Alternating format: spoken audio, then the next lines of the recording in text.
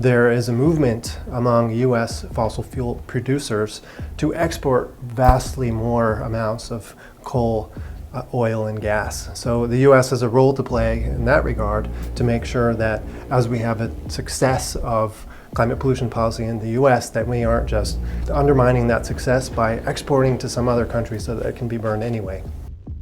My name is Kyle Ash. I'm the Senior Legislative Representative at Greenpeace US, based in Washington, D.C. I follow international and national climate and energy policy.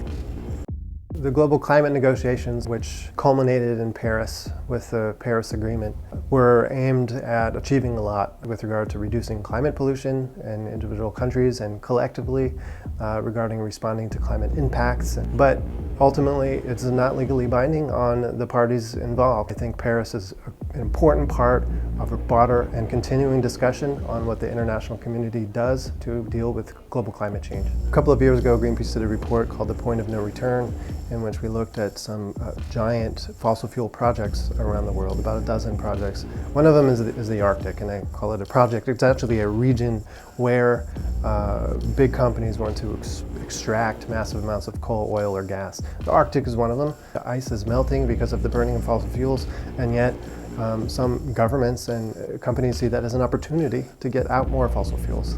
So there's this vicious cycle that is created. You have massive coal projects in the Galilee Basin in Australia, which could destroy the largest coral reef in the world. It's a World Heritage Site. So there's a lot of international cooperation that's bad, say between Australian coal companies, the Australian government, the US government. There's a chance that the US Export-Import Bank is involved in some of those projects. So there's a lot that the US government can do, and there's a lot of ways that the US could improve their interaction in the international arena to drive down the demand and the supply of fossil fuels.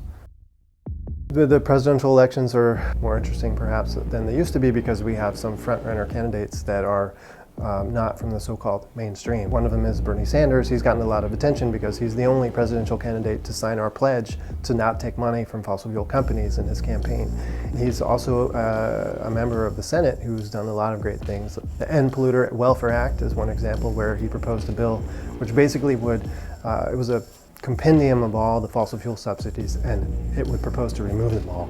Secretary Clinton and the GOP candidates also are perfectly welcome to sign the pledge.